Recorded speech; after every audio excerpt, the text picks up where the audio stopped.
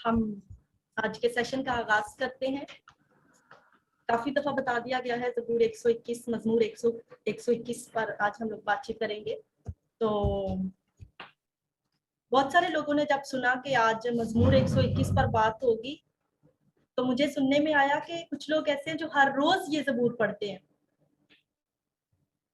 मेरे घर में भी बहुत सारे लोग हर रोज ये ज़बूर पढ़ते हैं। मिसेज अलिशा ने भी मुझे बताया कि हर रोज वो जब दुआ करती हैं तो ये ज़बूर पढ़ती हैं। तो वाकई ये ज़बूर ऐसा है कि आप जब भी पढ़ते हैं आपको तक़वियत मिलती है, आपकी ईमान को आप ईमानी तौर पर मजबूत होते हैं। लेकिन आज हम इसको जिस तरह पाकिस्तान में हमें बाइबल मुकद्दस को ट्रेडिशनली पढ़ने का एक रिवाज है, उससे हटकर आज हम इस पर बातचीत करेंगे। मैं चाहूंगी कि एक बार हम अपनी अपनी बाइबल मुकद्दस खोलें और इस ज़बूर को पढ़ें। फिर हम देखेंगे कि हमारी अप्रोच, जब हम इस ज़बूर पर मजीद कुछ बातें सुनेंगे, बिब्लिकल स्कॉलर्स क्या कहते हैं, उनकी रिसर्च क्या कहती है, किसी भी मजमूर को कैसे पढ़ा जाना चाहिए, उस पर जब बातचीत करेंगे फिर हम एक बार दोबारा इस ज़बूर को पढ़ेंगे और फिर हम अपने अपने व्यूज देंगे कि इन सारी बातों के बाद इस ज़बूर को पढ़ना आपको कैसा लगे। तो काइंडली अपनी अपनी बाइबल मुकद्दस खोलिएगा और हम उर्दू में ये ज़बूर पढ़ेंगे। आज पहले हमने जब ज़बूर सुना है तो वो पंजाबी में सुना है, कुछ कनेक्शन में प्रॉब्लम था, चलो सारा नहीं सुन पाए, लेकिन पंजाबी का ज़बूर सबको आता है, ये हमें पता है। और फिर उर्दू जुबान में हम बाइबल मुकद्दस से पढ़ेंगे और फिर इस सेशन के दौरान कहीं कहीं हम हिब्रू जुबान की भी बात करेंगे, इब्रानी जुबान की भी बात करेंगे। तो आज आप बहुत सारी दूसरी जुबानों से भी फेमिलियरिटी हासिल करेंगे। तो आज का सेशन मैं उम्मीद करती हूँ आपके लिए बहुत अच्छा होगा, आप लाइक करेंगे और फिर आइंदा से इसी तरीके से बाइबल मुकद्दस को पढ़ने की कोशिश किया करेंगे।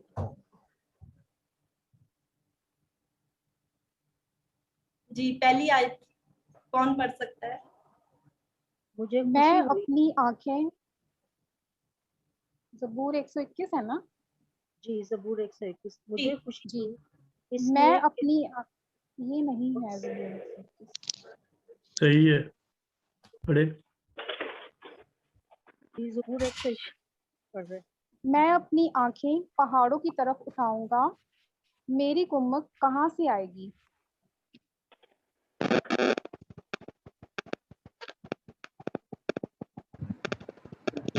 जिसने आसमान और जमीन को बनाया, वो तेरे कदम को फिसलने ना देगा।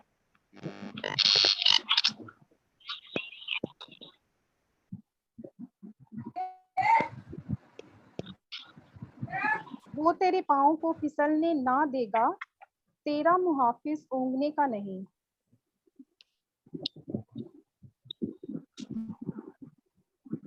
देख, इस्राएल का मुहाफिज ना ऊँघेगा और ना सोएगा।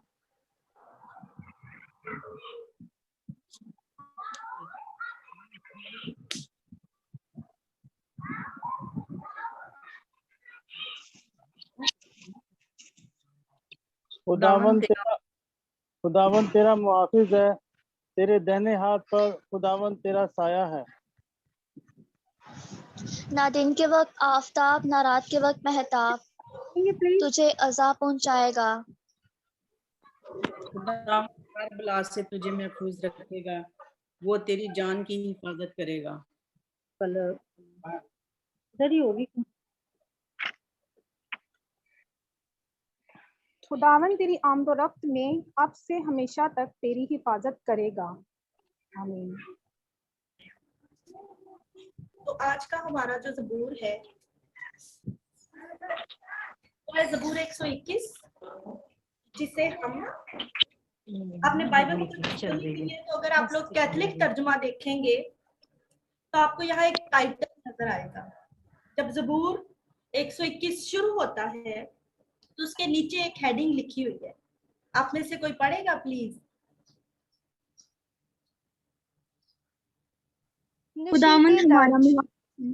खुदावंद हमारा मुहाफिज। इसका मतलब ये है कि इस ज़बूर को पढ़ा गया है और फिर देखा गया कि इसका थीम क्या होना चाहिए, इसमें ज्यादा बातें किस किस्म की हैं।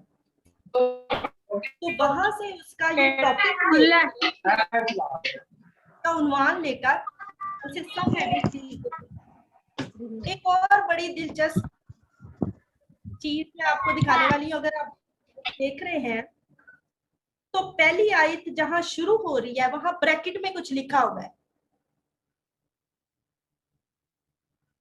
कोई मेरे लिए पढ़ेगा उसे? ये लिखा है नशीदे दर्ज। नशीदे दर्ज। ये नशीदे दर्ज क्या होता है? उर्दू में ये कुछ मुश्किल लफ्ज लिखा हुआ है, लेकिन इसका मतलब है चढ़ाई का गीत, ऊंची जगह पे जाकर गाने वाला गीत, जिसको इंग्लिश में कहते हैं अ सॉन्ग ऑफ एसेंस। अच्छा, ये तो मजमूर 121 की बात है कि उसे नशीदे दर्ज सिंगुलर में कहा गया है, लेकिन इस तरह के बहुत सारे और भी ज़बूर हैं जो कि पहाड़ों पर जाकर गाए जाते थे। इस ज़बूर में हम बार बार पहाड़ों का जिक्र भी सुनते हैं, तो उससे भी हमें ये पता चलता है कि ये ज़बूर का पहाड़ों से या ऊंची जगहों से बहुत ताल्लुक है। इस ज़बूर को आपको पता है बाइबल मुकद्दस में लिखा हुआ है, हर यहूदी मर्द को, हर इस्राएली मर्द को जो सालाना ईदें होती थी, वो कहीं भी रहता है उस ईद के मौका पर उसे हैकल जाना होता था, और हैकल है पहाड़ के ऊपर। हम जब हैकल का नाम लेते हैं तो हमारे ज़हन में पहाड़ों का व्यू आना चाहिए, और अगर हम हैकल को ऊंची जगह पर है ये भी सोच लें तो काफी है कि हैकल पर जाने के लिए चढ़ाई चढ़नी पड़ती है आपको। उस मुनाफे से जब लोग ईद मनाने के लिए पहाड़ों पर हैकल पर जाया करते थे, वो पहाड़ों वाला रास्ता तय किया करते थे। कुछ स्कॉलर्स कहते हैं कि ये गीत, ये ज़बूर तब गाया जाता था, उस मुनासबत से इसको चढ़ाई का गीत कहते हैं। स्लाइड में आप देख रहे होंगे, आप स्लाइड देख रहे हैं, mountains of the Holi land. हाँ जी, हाँ जी, तो देख रहे उसमें हैं। आप ये जोग्राफिया देख रहे हैं कि होली लैंड का जोग्राफिया कैसा है। जहां जहां आप ये ब्राउन कलर देख रहे हैं, थोड़ा थोड़ा ब्राउन कलर जहां जहां आपको नजर आ रहा है वो पहाड़ है, वो पहाड़ है। जहां जहां आपको ग्रीन कलर नजर आ रहा है, ग्रीन। दरमियान में जो नीला रंग आपको नजर आ रहा है वो सबसे नीचे डेड सी आपको दिखाई दे रहा है, जिसे उर्दू में बहीरा मुर्दार कहते हैं। ये एक ऐसा दुनिया का समुंदर है जो सबसे निचली सतह रखता है। समुंदर ऑलरेडी बहुत नीची सतह होती है उसकी, लेकिन ये डेड सी जो है ये इतना नीचा है कि दुनिया के सारे समुद्रों का पानी इसके अंदर जाता है। और इसमें एक खासियत ये है कि इसका पानी बहुत नमकीन होता है, और नमकीन होने की वजह से ये पानी भारी होता है, इतना भारी कि अगर आप इसके अंदर कूदेंगे तो आप डूबेंगे भी नहीं, आप इसके ऊपर फ्लोट करने लगेंगे, आप पानी के ऊपर लेट सकते हैं। और ये इस वजह से ये दुनिया का अजूबा भी माना जाता है। इस डेड सी से ऊपर आप एक और पानी का जखीरा देख रहे हैं, कुछ छोटा नीला कलर देख रहे हैं आप, वो है सी ऑफ गैलिली, जिसे अंजील मुकद्दस में बहुत बार जिसका नाम आया है जलील की झील, इसे जनासरत की झील भी कहते हैं। इस झील से और डेड सी के दरमियान में आपको नीली सी एक लकीर दिखाई दे रही है, वो है दरियाए उर्दन। जो लोग हमारे साथ बाइबल स्टडी टूर्स में गए हुए हैं, जिन्होंने जॉर्डन का विजिट किया हुआ है, उन्होंने ये तीनों जगह देखी हुई हैं। वो डेड सी में तैरे भी हुए हैं, उन्होंने जलील की झील भी देखी हुई है, और दरियाए उर्दन के इर्द गिर्द तो वो बहुत ही घूमते फिरते रहे हैं, और उन्होंने वो जगह भी देखी हुई है जहां यीशु मसीह को बपतिस्मा दिया गया था। अब हम इस जोग्राफिया को क्यों देख रहे हैं, ये समझने के लिए कि इस मजमूर में जो पहाड़ों का जिक्र बार बार आता है उनकी क्या अहमियत है, और इस ज़बूर को चढ़ाई का ज़बूर क्यों कहा जाता है, चढ़ाई का गीत क्यों कहा जाता है। आप कहीं भी रहते हैं, मुल्क के किसी भी हिस्से में रहते हैं, आपको मेरा कर्सर दिखाई दे रहा है? जी जी दे जी, रहा है। तो ये मैं यरूशलेम दिखाना चाह रही हूँ आपको। यहाँ इस जगह के करीब हैकल है, और ये आपको ब्राउन कलर से वाज़ेह हो जाना चाहिए कि ये पहाड़ी इलाका है। इस जगह पर आप पूरे मुल्क में या मुल्क से बाहर कहीं भी रहते हो, अगर सालाना ईद आती है, ईद फसा और वो खैमों की ईद, ये 5 ईदें हैं जिन पर हर इसराइली मर्द को हैकल में जाना जरूर होता था। आप कहीं भी रहते हो, आपने पहाड़ों का सफर करके हैकल तक पहुंचना है। आपके रास्ते में पहाड़ी रास्ता होगा, चट्टानी रास्ता होगा, वहां से गुजर कर ही आपने यहाँ पहुंचना है। और अभी बाइबल मुकद्दस के उलमा जब रिसर्च करते हैं कि ये ज़बूर कब गाया जाता होगा, तो वो ये कहते हैं कि जब ईदों पर लोग हैकल जाया करते थे तो रास्ते में ये ज़बूर गाया करते थे। अगली स्लाइड में मैं आपको दिखा रही हूँ कि यरूशलेम शहर कैसा है। इस यरूशलेम शहर में कहीं से भी गुजर कर आप जाए, ऊंची नीची सतहें आपको दिखाई देंगी, आपको चढ़ाई चढ़नी ही पड़ती है। और जब भी हम जिक्र करते हैं चढ़ाई चढ़ने का, तो हम में से हर किसी को पता है कि मैदानी इलाकों में चलना आसान होता है और एक शख्स ज्यादा चल सकता है। पहाड़ी इलाकों में आपको कुव्वत दरकार होती है ऊपर जाने के लिए, तो आप थक जाते हैं। फिर आपको खतरात का भी सामना करना पड़ता है, कहीं आपका पाँव फिसल ना जाए, आप गिर ना जाए। कहीं कहीं आपको रुक के दुआ करनी पड़ती है, खुदा हम जहाँ पहुंचना चाहते हैं वहां तक पहुंचा दे, इन खतरों से हमें बचाकर। अब जब ये वाली बातें इन जनरल हम पहाड़ों के बारे में सुन रहे हैं, तो फिर आपको ये इस ज़बूर की बातें भी समझ आनी शुरू होंगी, क्योंकि हम इसका कॉन्टेक्स्ट देख रहे हैं कि जब ये गाया जाता था, जिन हालात में गाया जाता था, वहां पहाड़ों के बारे में बात किए बगैर आप हैकल तक नहीं पहुंच सकते थे। इसलिए ये सारी बातें जो गीत गा रहे हैं, जो ये मजमूर को गाते हुए जा रहे हैं, उनके ज़हन में ये बातें होती थी। एक और तस्वीर कि किस तरह सड़क आम ही हो, रास्ता आम ही हो, फिर भी वो चट्टानी, पथरीला और पहाड़ी रास्ता होता है।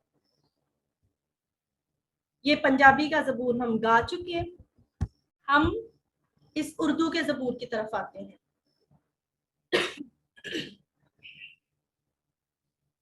आप मेरी स्क्रीन पर उर्दू बाइबल मुकद्दस का पेज देख रहे हैं?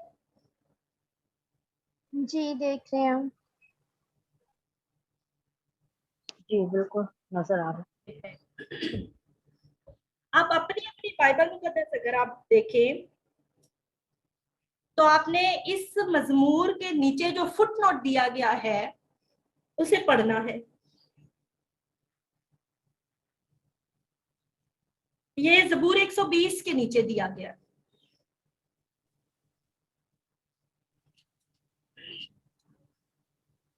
मजमूर नवीस को यकीन है कि खुदा उसकी मदद करेगा।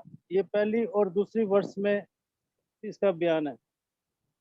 नहीं, मजमूर 120 121 वाले कॉलम के नीचे वाला फुटनोट पढ़ना है आपने।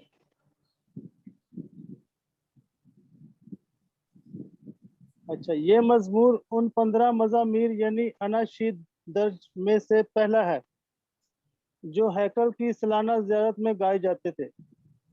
मजमूर नवीस दगाबाज दुश्मन के खिलाफ मदद चाहता है और खुदा जी, से तब दरख्वास्त काफी है। करता है कि वो उसे सजा दे। हाँ, हम ये पढ़ना चाह रहे जबकि हैं, वो खुद अपनी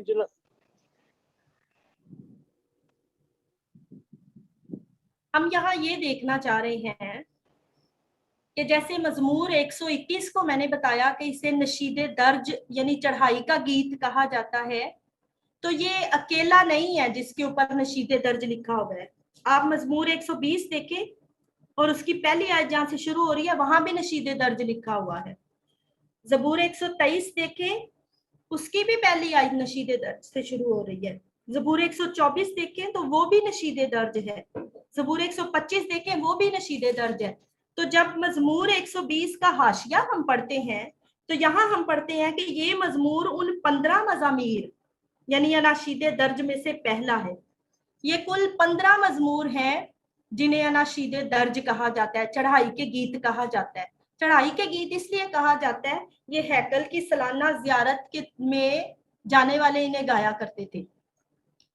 अब इसकी एक जियारत पर जाने वाले जब गीत गाते हैं, उसकी एक बहुत वाज़ेह मिसाल मैं आपको अपने इधर के कॉन्टेक्स्ट से दूंगी कि जब मुकद्दसा मरियम की सालाना जियारत होती है सितंबर के महीने में, आप में से सबको पता है मरियम आबाद पाकिस्तान भर से लोग जाते हैं, बाहर के मुल्कों से भी लोग आते हैं कि सितंबर में हमने मुकद्दसा मरियम की जियारत के लिए जाना है। आपने देखा होगा कि बहुत सारे काफले जा रहे होते हैं जियारत के लिए, और जब काफले कहीं पे रुकते हैं और फिर दोबारा सफर शुरू करते हैं तो फिर वो मुकद्दसा मरियम की अकीदत में कुछ नारे लगाते हैं, कुछ गीत गाते हैं। और फिर हमने ये भी देखा होगा कि उनमें से एक शख्स जो है वो लीड करता है। मिसाल के तौर पे अगर कोई नारा ही लगाते हैं वो, तो वो कहते हैं, पहला शख्स जो लीडर है वो कहता है माँ मरियम दी, तो सारी जमात उसके पीछे, फिर जो सारा ग्रुप है वो कहता है जय। इसी तरह से ये कुछ ज़बूर है कि जब लोग हैकल की जियारत के लिए जा रहे होते थे तो एक शख्स उन्हें लीड करता था और वो एक आयत बोलता था और फिर बाकी जो उसके साथ है वो अगली आयतें बोलते थे। तो जियारत पर जाते हुए गीत गाने का ये मकसद है कि लोग जमात के तौर पर इस गीत को गाते थे, लेकिन और भी बहुत सारी पॉसिबिलिटीज है कि पहली ये हो सकती है, क्योंकि अगर हम कहते हैं जियारत पर जाते हैं तो रास्ता तो बहुत लंबा होता है, बहुत दिनों का होता है, तो ये गीत मखसूस तौर पर किस वक्त गाया जाता था, ये एक सवाल है। इस सवाल की तलाश में टेक्स्ट पढ़ते हुए हमें अपने आप से सवाल करने चाहिए, और फिर जब उन सवालों के हमें जवाब मिलते हैं तो फिर मतन को हम समझने में हमें मतन समझने में मदद मिलती है। कुछ बाइबल मुकद्दस के स्कॉलर्स कहते हैं कि ये गीत तब गाया जाता होगा जब अभी वो घर से निकल रहे होंगे। घर से निकल रहे होंगे तो एक ग्रुप होगा जो जा रहा है जियारत के लिए, और कुछ लोग ऐसे भी होंगे जो अभी घरों में है वो जा नहीं रहे हैं। फिर ये कोई एक शख्स कहता, वो ग्रुप जो जा रहा है वो कहता होगा मैं अपनी आंखें पहाड़ों की तरफ उठाता हूँ, मेरी मदद कहाँ से आएगी। और फिर शायद जो घर रह रहे हैं, जो उन्हें रुखसत कर रहे हैं, वो कहते होंगे मेरी मदद खुदावन से है जिसने आसमान और जमीन को बनाया, वो तेरे कदम को फिसलने ना देगा, तेरा मुहाफिज ऊंघने का नहीं। अब ये सारी बातें जो पहाड़ों के बारे में हमने की हैं, अगर वो हम जानते हैं तो इन आयतों का मतलब हमें बहुत अच्छी तरह समझ आएगा कि वो तेरे कदम को फिसलने ना देगा, क्योंकि सबको पता है कि वो रास्ता बड़ा खतरनाक है। वहां दिन और रात सफर करके हैकल तक पहुंचना एक मेहनत तलब काम है, और वहां वो उस चट्टानी रास्ते में वाकई आपका कदम फिसल सकते हैं, आपके पैर फिसल सकते हैं, आप गिर सकते हैं, और हो सकता है आपको ऐसी चोट लगे कि आप हैकल पहुंच भी ना पाए। और ऐसे में कोई मुहाफिज चाहिए। वो मुहाफिज कौन है? खुदावन जिसने आसमान और जमीन को बनाया, और वो ऐसा मुहाफिज है जो ऊंघेगा नहीं। अच्छा, यहाँ पे हम देखते हैं ऊंघना क्या होता है।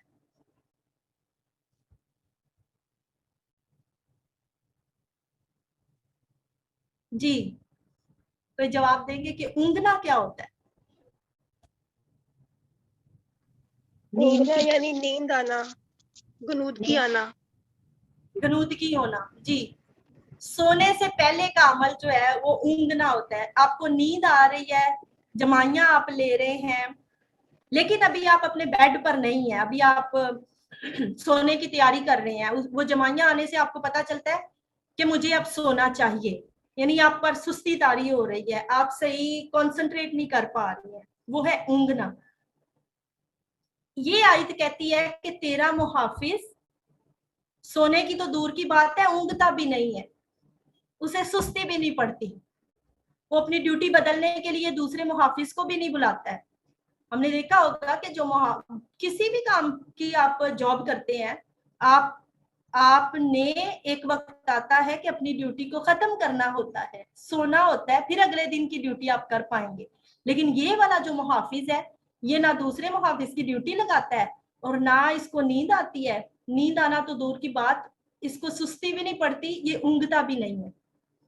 तो ऐसा है इस्राएल का मुहाफिज। जिसकी ज़ियारत के लिए ये लोग हैकल में जा रहे हैं। हम इस टेक्स्ट को बार बार पढ़ेंगे, जितनी नई बातें सीखेंगे उसकी रोशनी में दोबारा दोबारा इनको पढ़ेंगे। अभी यहाँ तक आपको इन आयतों की कैसी समझ आ रही? Are you with me? और मुझे कुछ ज्यादा एक्सप्लेन करने की जरूरत है या आप समझ रहे हैं? इंटरेस्टिंग है, ठीक है। बहुत खूबसूरती से, बहुत इंटरेस्टिंग है, बहुत खूबसूरती से आप बता रहे हैं। मैं आपको अंदर इसलिए बुला रही हूँ कि मैं आपको ऊँगने की डेफिनेशन बताई जाऊं और उधर आप ऊँग रहे हो तो फायदा क्या? तो इसलिए मैं आपसे कुछ कुछ सवाल करूंगी कभी कभी। That's nice. जी। अभी ये मैं जो टेक्स्ट आपको दिखा रही हूँ ये इब्रानी जुबान में है, और मेरा ख्याल है इस ऑनलाइन सेशन में हमारे पास इतना वक्त नहीं होगा कि हम इसको डिस्कस कर सकें, लेकिन कहीं कहीं मुझे इसकी जरूरत पड़ेगी और मैं आपको इशारे करूंगी। अच्छा, ये जैसे अभी मैंने आपसे कहा था कि जब भी आप बाइबल मुकद्दस का मतन पढ़ते हैं तो किसी आयत पर आपको अपने आप से सवाल करना चाहिए कि अगर आपको इस आयत की समझ नहीं लगी तो क्यों नहीं लगी, ये इसमें क्या चीज है जो मुश्किल है। और अगर मैं आपको बताऊं कि अगर आप सवाल कर पाते हैं तो कभी ना कभी जवाब भी आप तलाश कर पाएंगे। इसलिए अपने आप से सवाल करने चाहिए कि मतन मुझसे क्या कहना चाह रहा है, ये जुमला ऐसे क्यों लिखा हुआ है, वैसे क्यों नहीं लिखा हुआ। इसी तरह अगर कुछ सवाल हम इस मजमूर के बारे में करें तो पहला सवाल तो ये उठता है कि स्कॉलर्स कहते हैं कि ये जियारत का गीत है। हमने इस फुटनोट में भी पढ़ा है, जो कॉन्टेक्स्ट की पर हमने बातचीत की है उससे भी यही लग रहा है कि वाकई ये पिलग्रिम सॉन्ग हो सकता है, ये जियारत का गीत हो सकता है। अगर ऐसा है तो इसकी दो पॉसिबिलिटी है। एक पर हमने बात की कि जब जो ग्रुप जियारत के लिए जा रहा है वो जब घर से निकलता है तो घर में रुकने वाले लोग उनको रुखसत करते हुए उनके साथ मिलकर ये गीत गाते हैं। ये जियारत पर जाने वाले कहते हैं कि मेरी मदद कहाँ से आएगी, ये बड़ा खतरनाक रास्ता है लेकिन मुझे जियारत के लिए जाना है। फिर दूसरे उसको जवाब देते हैं कि खुदावंद से हमारी मदद है, खुदावंद आपका मुहाफिज है, रास्ता जितना भी खतरनाक है आपकी वो हिफाजत करेगा। एक दूसरी पॉसिबिलिटी ये हो सकती है कि क्योंकि ये जियारत का गीत है तो जब वो पहुंच जाते हैं और फिर जब वहां के काहिन से वो मिलते हैं कि हमारा ग्रुप फलां जगह से आया है और हम हैकल की जियारत के लिए आए हैं, और फिर काहिन जो है उनको अप्रिशिएट करता है कि आप इतनी दूर से जियारत के लिए आए हैं, पैदल आए हैं, खतरनाक रास्ता तय करके आए हैं, खुदावंद की मुहाफजत से यहाँ तक पहुंच चुके हैं। वो उनको वेलकम करता है, वो उनको रिसीव करता है। तो वहां फिर वो एक बार इस वेलकम सेरेमनी के दौरान ये गीत गाते हैं। ये भी हो सकता है कि इस जब पहुंचते हैं वो हैकल में तो वहां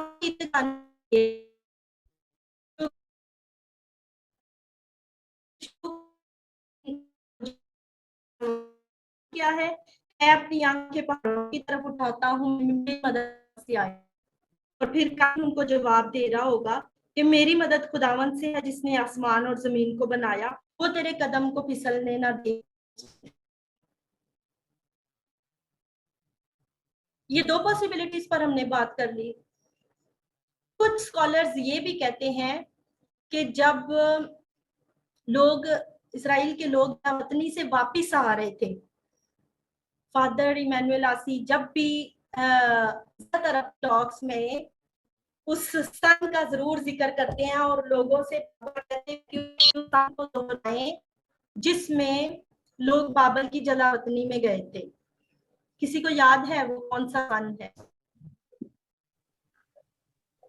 वो साल जिसमें हैकल को तबाह कर दिया गया था। 587 का 587 का मीम, वेरी गुड। ये 587 गलती वो साल है जब हैकल को तबाह कर दिया गया था, यरूशलेम शहर को आग लगा दी गई थी और इस्राएल के लोगों को कैदी बनाकर बाबल का बादशाह नबूकदनेस्सर अपने साथ ले गया था। उसे कहते हैं जलावतनी। और फिर एक दौर आया था जब बाबर की हुकूमत खत्म हो गई और नई हुकूमत आ गई, वो फारस की हुकूमत आई, तो जब फारस का बादशाह आया तो उसने कहा कि तमाम लोग जो दूसरे मुल्क की जिंदगी गुजार रहे हैं, उनको इजाजत है कि अपने अपने मुल्कों में वापस जाए। तो वो कौन सा सन था?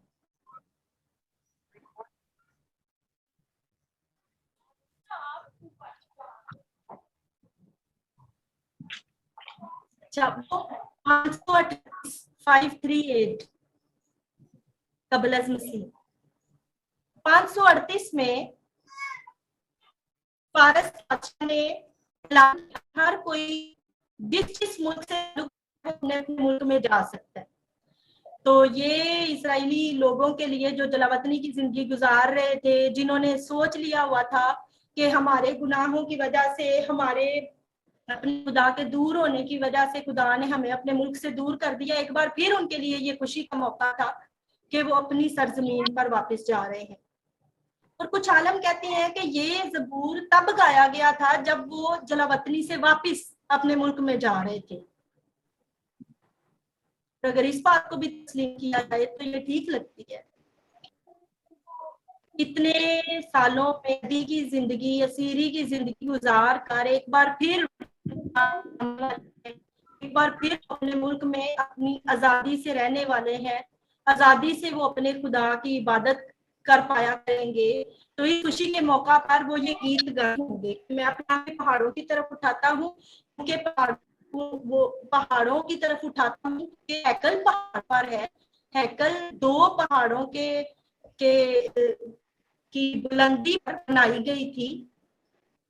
तो अगर लोग कहते हैं पहाड़ों की तरफ उठाता हूँ, इससे मतलब लिया जा सकता है कि मैं अपने मुल्क में रहा हूँ जहाँ हमारे पहाड़ों के ऊपर है, जहाँ हमारा खुदा है, हम दोबारा उस जिंदगी को गुजार पाएंगे। तो ये मुमकिन है कि वतनी से वापस आने वाले लोग ये गीत गाते हैं।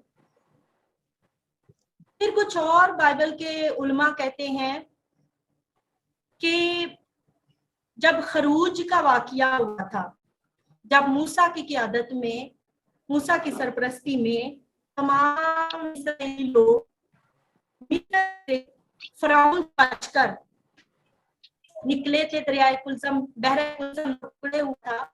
तो ये बड़ा खरूज का वाकया जो है, निजात का वाकया जो है पेश आया था। तो उस वक्त की याद करते होंगे। ये गीत स्कॉलर्स कहते हैं कि ये गीत तब तो नहीं गाया गया होगा क्योंकि उस वक्त शायद ये ज़बूर अभी लिखा नहीं गया था, लेकिन जलावतनी के बाद और पहले जब भी इस खरूज के याद किया था तो तब ये ज़बूर गाया जाता था। सो ये हमें क्या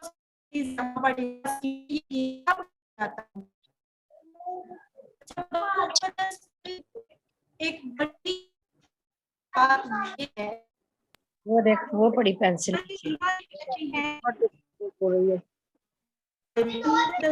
है। तो बाइबल मुकद्दस के मतन के साथ खिला उसके अंदर से कुछ फोन ऑन है, प्लीज वो बंद कर लेंगे, उनकी आवाजें आ रही हैं।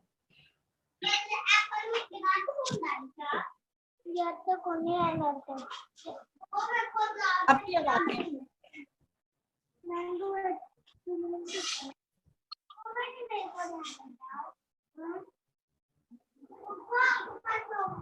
इस तरह इनका और बच्चों की आवाजें आ रही हैं।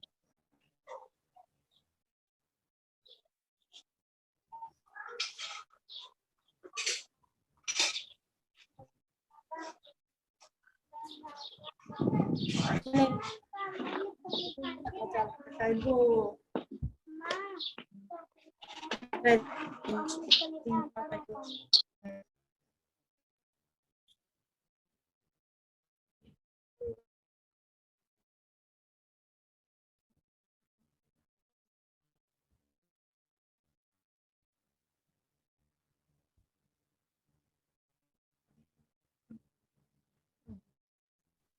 चलें तो रिज्यूम करते हैं यहीं से, लेकिन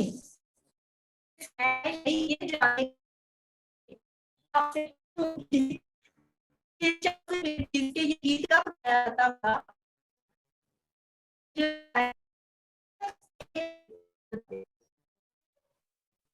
सना आपकी आवाज बहुत ड्रॉप हो रही है।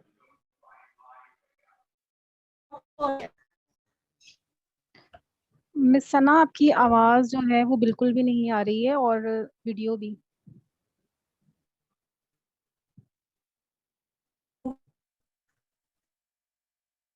अच्छा,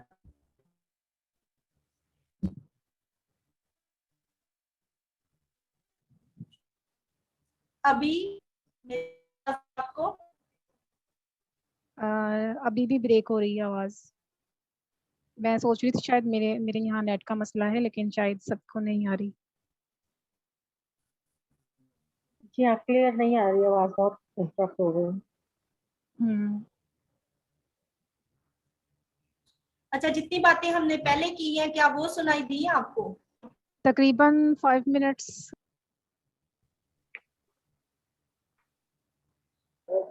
Last 5 minutes जब खरूज पे आप पहुंची थी ना, तब मूसा वाले वाकये पे वहां से गायब हुई थी। हाँ, क्योंकि बाद ये कुछ डिस्टॉर्शन आने लग पड़ी, कुछ बच्चों की आवाजें आ रही थी, उसके बाद मैंने पॉज किया था। जी, तो अभी आप मुझे प्लीज बताएंगे कि कौन सी 4 पॉसिबिलिटीज हैं जिन पर स्कॉलर्स कहते हैं कि ये गीत गाया गया होगा। दोबारा बोलें जरा, आपकी आवाज फिर कट गई।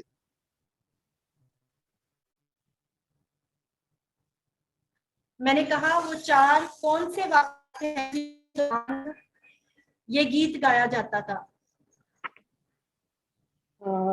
मिस सना, एक तो आपने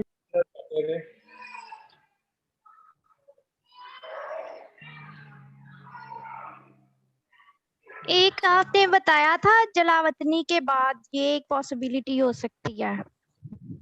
जी, दूसरी पॉसिबिलिटी? अरे एक जो पहली आपने बताई कि जो ग्रुप जब घर से निकलते थे ज़ियारत के लिए तो ज़बूर पढ़ते थे, और जो घर में रह जाने वाले होते थे वो दूसरा वो साथ करते थे। जी बिल्कुल सही। तीसरी? जलावतनी से वापसी पर 539। जी, ये तो एक आपने बता दिया। बताई थी, एक आपने इसके बताई थी अलावा कि जब ये ग्रुप पहुंच जाता था तो फिर काहिन के साथ जब वो बात करते थे तो फिर वो उनको ब्लेस करते थे। जी जी बिल्कुल सही। और चौथी? चौथी वो जो खरूज वाले वाकये पे मूसा के साथ जो उन्होंने हिजरत जी, की। तो ये 4 पॉसिबिलिटीज अभी तक हमने जमा की हैं, इससे ज्यादा भी निकल सकती हैं। चले अभी आज के सेशन तक हम सिर्फ इन 4 की बात करते हैं। तो मैं ये बता रही थी आपको कि जब भी आप बाइबल मुकद्दस पढ़ते हैं तो अपने आप से सवाल किया करें, उनके फिर जवाब तलाश किया करें, कुछ पॉसिबिलिटीज निकाला करें। आप टेक्स्ट के साथ प्ले किया करें, you play with the text.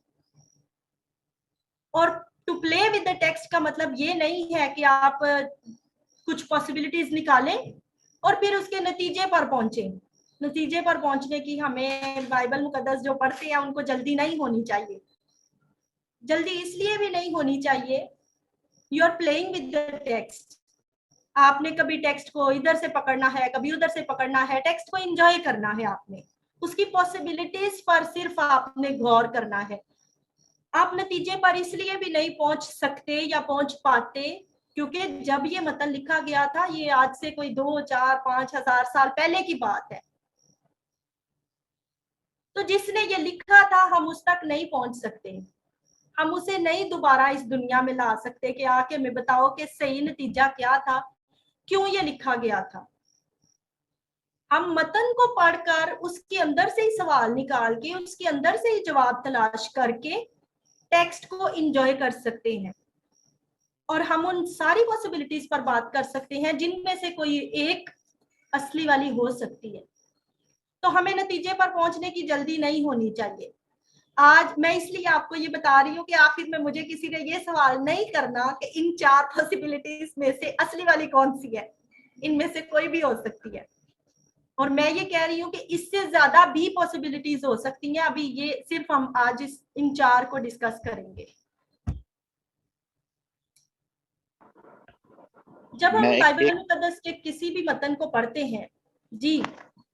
Miss सना, एक चीज बस यहाँ पे ऐड करने का सोच रहा था कि जो आपने भी कहा, बहुत अच्छी बात बोली कि जब बाइबल पढ़ें खुद से सवाल करें और खुद जवाब तलाश करें और प्ले करें वर्ड्स के साथ। तो खुदा के लिए जब ये बोला जा रहा है तो अभी जो गैदरिंग है, जो मीटिंग है, इसमें इतने इंटेलेक्चुअल लोग होने चाहिए कि ऐसे सवाल ना तलाश करें। आजकल जो चल रहा है कुर्बानी का गोश्त खाना चाहिए और फिर उसका जवाब तलाश करना शुरू कर दें, ऐसे ना करें। जो ये चीजें जो बताई जा रही हैं, जो इंटेलेक्चुअल हैं, जिस तरह ये ज़बूर है, खुदा यीशु मसीह के वाकयात हैं, क्रिस्टोलॉजी के पे है, वैसी चीजें एक्सपेक्ट की जाती हैं कि हम वो तलाश करें, वो उसके बारे में पढ़ें, ना कि बस आजकल एक सवाल बहुत घूम रहा है, ये पता नहीं क्या मसला है, फजूल सा सवाल है, समझ में नहीं आता कि कुर्बानी का गोश्त खाना चाहिए या नहीं खाना चाहिए। लोग फिर हवाले निकाल। आज हम इस टॉपिक की तरफ बिल्कुल भी नहीं जा सकते, ना हमारे पास टाइम है। और आज हमारा मौजू है मजमूर 121।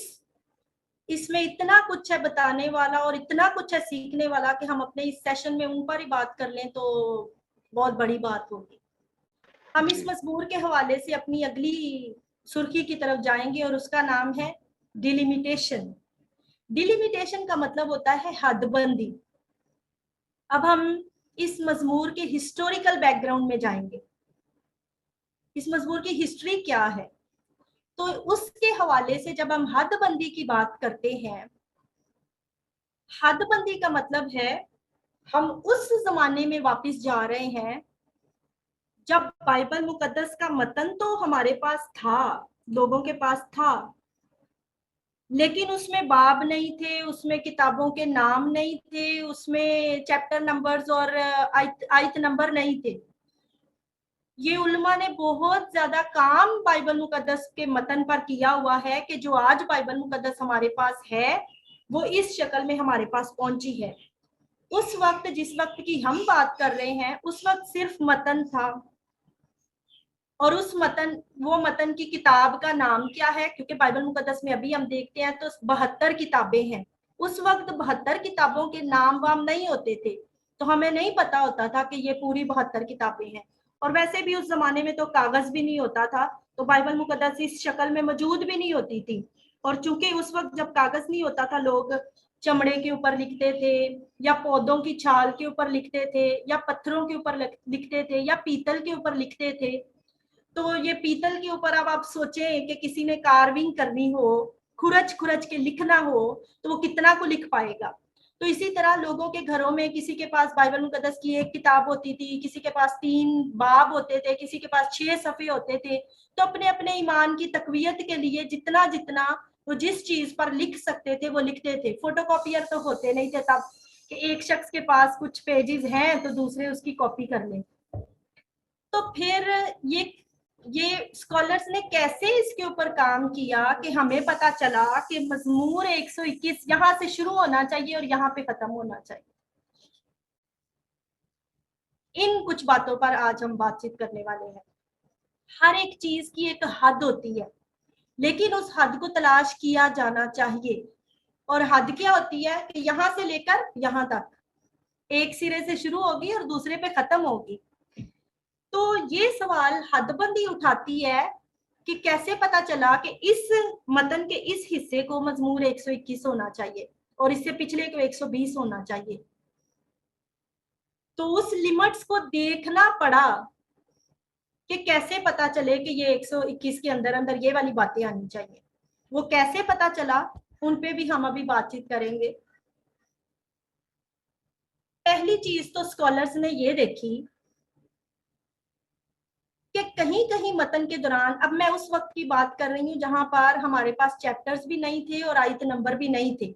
आप एज्यूम करें कि आपके पास ये सारा मज़ामीर की किताब का मतन है, लेकिन मजमूर 120, 121, 122, 123 आपको ये नंबर नहीं दिखाई दे रहे, आयतें नहीं दिखाई दे रही, सिर्फ जुमले दिखाई दे रहे हैं। तो फिर स्कॉलर्स ने पढ़ने वालों की आसानी के लिए इनके चैप्टर्स बनाने का इरादा किया, आयतें बनाने का इरादा किया कि आप कैसे किसी को कहेंगे कि ये वाला हिस्सा पढ़े।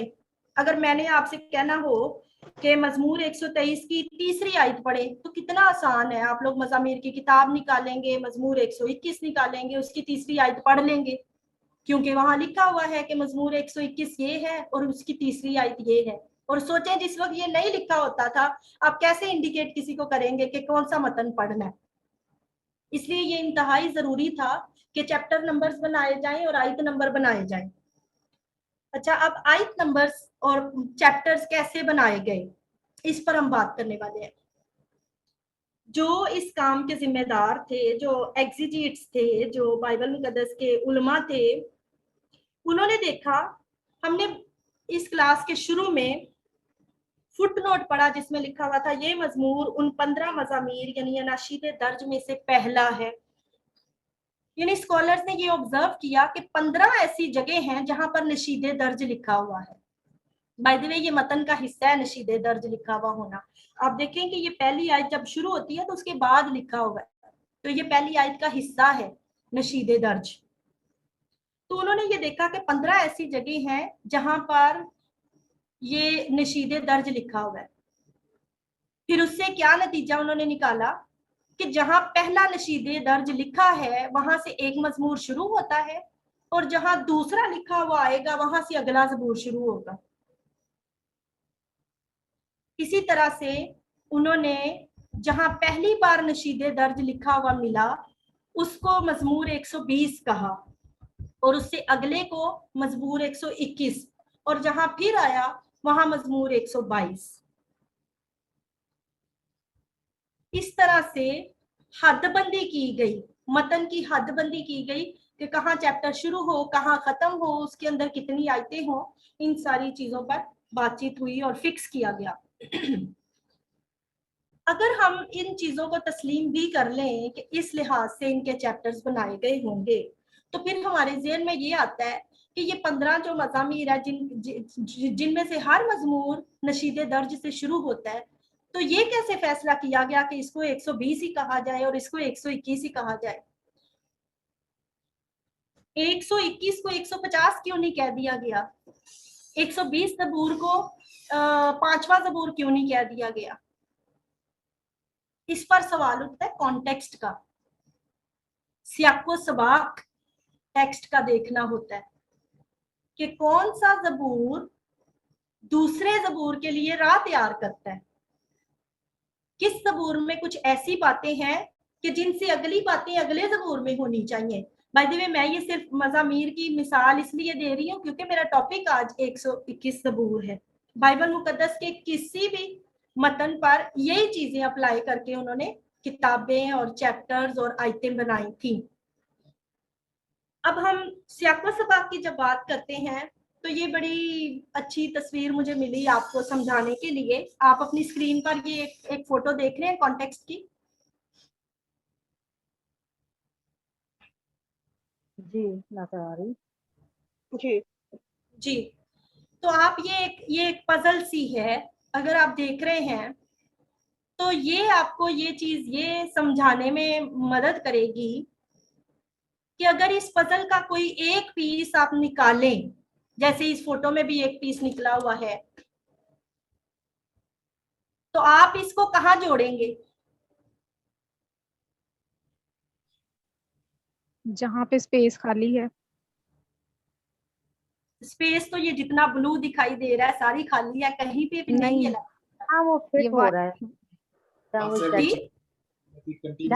शेप्स को देख के जी, शेप्स को देखना है हमने, जहां पे ये फिट हो सकता है वहां सिर्फ लगा सकते हैं हम। इस वाले पीस को यहाँ नहीं लगा सकते। आप मेरा कर्सर देख रहे हैं, इस जगह पे नहीं लगा सकते क्योंकि यहाँ ये फिट नहीं होगा, इसकी शेप ऐसी नहीं है। फिर इस वाले पीस को आप कहीं यहाँ नहीं लगा सकते, यहाँ नहीं लगा सकते, यहाँ नहीं लगा सकते क्योंकि इसकी शेप ऐसी नहीं है, ये फिट नहीं होगा। इसको सिर्फ कहाँ लगा सकते हैं आप, जहां ये फिट होगा, यहाँ पर, जिसके लिए बिल्कुल पूरी स्पेस बाकी है। तो इसी तरह से मजमूर 121 ही बन सकता था, ये ज़बूर 150 नहीं बन सकता था, क्योंकि इससे पहले और इससे अगले मज़ामीर जो है उनका कॉन्टेक्स्ट ऐसा है जो हमें ये बताता है कि इस ज़बूर को दरमियान में आना चाहिए। इसकी स्पेस ही सिर्फ इधर है जहां इसको अभी रखा गया है। इस तरह ये मुमकिन हो पाया कि बाइबल मुकद्दस का कि हर किताब का पहला बाब कौन सा होना चाहिए, दूसरा कौन सा, तीसरा कौन सा, चौथा कौन सा, पांचवा कौन सा, और इस तरह पूरी किताब को तश्कील दिया गया। तो ये होता है कॉन्टेक्स्ट, कि उससे पिछली और अगली चीज इजाजत दे कि वो वाला चैप्टर उसमें फिक्स हो सके। अच्छा, अब हम देखते हैं मजीद के कॉन्टेक्स्ट ने कैसे इजाजत हमें दी कि ये ज़बूर 121 ही होता। हम इसकी पहली आयत दोबारा से पढ़ेंगे।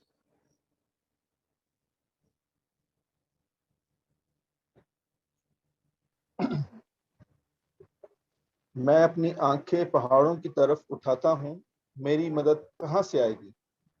अच्छा, अब यहाँ मुझे पता है कि इस सेशन में हमारे पास बहुत सारे टीचर्स भी हैं, कोई उर्दू टीचर भी होगा, इंग्लिश टीचर भी होगा, ग्रामर टीचर की मुझे जरूरत है इधर। वैसे तो ग्रामर हम हर रोज जुबान बोलते हैं तो ग्रामर का इस्तेमाल करते हैं, लेकिन इसमें हमें बहुत तवज्जो देनी पड़ेगी।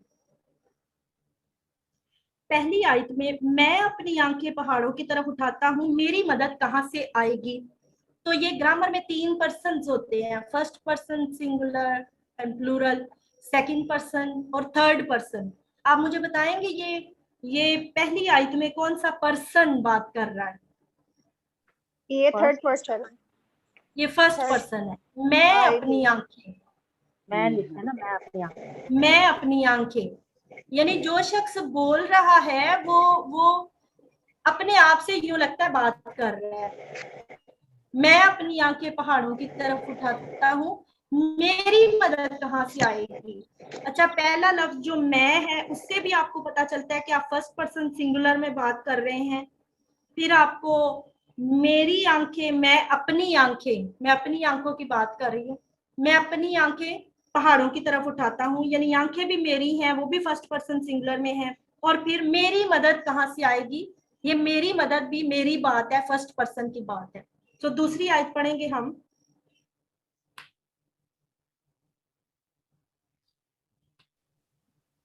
मेरी मदद खुदावंद से है जिसने आसमान और जमीन को बनाया। जी, तो फिर दूसरी आयत में भी हमें फर्स्ट पर्सन दिखाई देता है। यूं लगता है जैसे पहला शख्स जो सवाल कर रहा है वही अपने आप को जवाब भी दे रहा है। मेरी मदद खुदावंद से है जिसने आसमान और जमीन को बनाया। तो ये ग्रामर के लिहाज से अभी हम देख रहे हैं। अगली आयत पे हम जाएंगे। पहली 2 आयतें तो फर्स्ट पर्सन की बात कर रही हैं, अगली आयतें किस शख्स की बात करेंगे वो हम देखते हैं। तीसरी आयत पढ़िएगा। तेरे कदम को फिसलने ना देगा, तेरा मुहाफिज ऊँघने का नहीं। जी, वो तेरे कदम को फिसलने ना देगा, यहाँ सेकंड पर्सन आ गया। पहला कह रहा था मेरी मदद कहाँ से आएगी, अब इस आयत में आ गया है तेरे कदम को फिसलने ना देगा, यानी कि कोई और शख्स है जो वो पहला शख्स जो बात कर रहा था उसे जवाब दे रहा है। आपने ये नोट किया? जी हाँ जी जी हाँ। आप सुन रहे हैं मेरी आवाज? जी आवाज आ जी रही जी है। बिल्कुल। जी, तो तीसरी आयत में हम देखते हैं कि ग्रामर का सीगा बदल गया है। पहला था सीगा वाहिद मुतकल्लिम और दूसरा है सीगा वाहिद हाजिर। वो तेरे कदम को फिसलने ना देगा और तेरा मुहाफिज ऊँघेगा नहीं। इसी तरह से वक्त की कमी की वजह से हम अभी पूरा ज़बूर नहीं पढ़ेंगे, सारी आयतें जो हैं वो सेकंड पर्सन सिंगुलर में आएंगी। इससे हमें वो ग्रुप की जो हम बात कर रहे थे कि जब एक ग्रुप ज़ियारत के लिए जाता है तो जो घर में रुकते हैं या वो जवाब देते हैं, और या फिर वो जब ज़ियारत के लिए हैकल में पहुंच जाते हैं तो काहिन के साथ मिलकर ये गीत गाते हैं। तो यूं लगता है जैसे पहली 2 आयतें एक ग्रुप ने बोली है और अगली सारी आयतें जो हैं वो दूसरा ग्रुप या जो उनको रुखसत कर रहा है वो बोल रहा है या काहिन बोल रहा है। वो उनके लिए बात हो रही है। तो ये दोनों ग्रुपों का आपस में मिलकर ये गीत गाने का मंजर हमारे सामने आता है अगर मजमूर को हम इस तरह से देखें। अभी हम कॉन्टेक्स्ट की बात कर रहे थे कि ज़बूर 120 ही क्यों है और ज़बूर 121 ही क्यों है, वो उसका कोई और चैप्टर नंबर क्यों नहीं रखा गया। तो ये हम देखते हैं कि ज़बूर 120 की पहली आयत हम पढ़ेंगे। ज़बूर 120।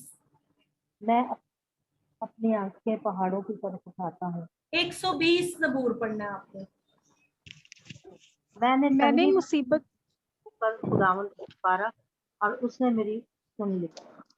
अच्छा, हम गौर करें तो ये ग्रामर के लिहाज से अभी तक हम इसे देख रहे हैं। इसमें भी पहली आयत जो है मैं से शुरू हो रही है, फर्स्ट पर्सन सिंगुलर से शुरू हो रही है। मैंने तंगी में मुब्तला होकर खुदावंद को पुकारा और उसने मेरी सुन ली। हम इसकी तीसरी आयत पढ़ते हैं, इसी ज़बूर की तीसरी आयत।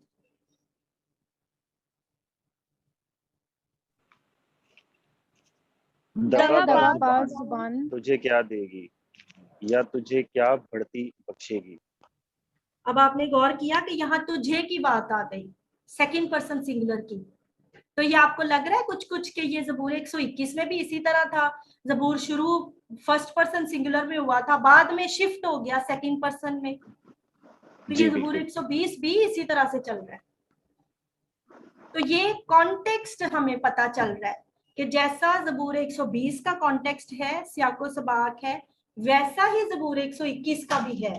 अभी हम मजीद मुताले के लिए, दिलचस्पी के लिए मज़मूर 122 की भी पहली आयत पढ़ेंगे।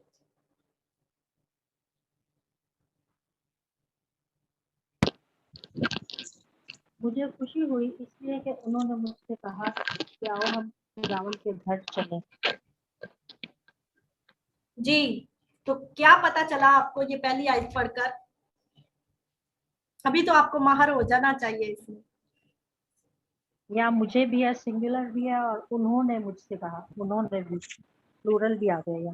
नहीं, जो शख्स बोल रहा है ना, अभी हम उसी की बात कर रहे हैं। मुझे खुशी हुई और उन्होंने मुझसे कहा, फर्स्ट पर्सन सिंगुलर, बिल्कुल उसी तरह जिस तरह मज़मूर 120 और मज़मूर 121 में हमने देखा।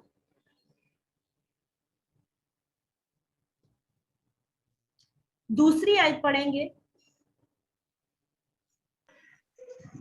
ए यरूशलेम, हमारे पाँव इस वक्त तेरे फाटकों में है। तो यहाँ हमने फिर सीगा वाहिद हाजिर देख लिया, तेरे फाटकों में है। तो आपने देखा ये जो शिफ्ट है, ग्रामर का शिफ्ट है, जो फर्स्ट पर्सन सिंगुलर से सेकंड पर्सन सिंगुलर में जा रहा है, वो पिछले ज़बूर 121 से पिछले ज़बूर में भी है और अगले ज़बूर में भी है। 120 में भी इसी तरह था, 121 में भी इसी तरह था, 122 में भी इसी तरह है। ये है कॉन्टेक्स्ट जिन्होंने स्कॉलर्स की हेल्प की कि किसको 120 होना चाहिए, किसको 121 होना चाहिए, किसको 122 और फिर 23, 24, 25, 26 सारे ज़बूर होने चाहिए। हम आज का हमारा जो मौजू है वो मज़मूर 121 है और चूंकि वो इस ग्रुप में फॉल करता है 120 से 134 ज़बूर तक, तो आज हम इस ग्रुप की सिर्फ बात कर रहे हैं। बाकी मज़ामीर की, बाकी बाइबल मुकद्दस की किताबों या चैप्टर्स की बात करें, उनकी भी रिसर्च तकरीबन ऐसी ही है, लेकिन उनके एलिमेंट्स जो हैं वो फर्क हो सकते हैं। अभी हम कॉन्टेक्स्ट में बात करते हुए एक बार फिर ये देखेंगे कि मज़मूर 120 और मज़मूर 121 और फिर 122 में भी कुछ चीजें ऐसी भी हैं जो कॉमन है, सब में पाई जाती हैं। जैसे ये फर्स्ट पर्सन सिंगुलर से शुरू होना, सेकंड पे खत्म होना। फिर टाइम की कमी की वजह से मैं थोड़ा सा जल्दी बताऊंगी।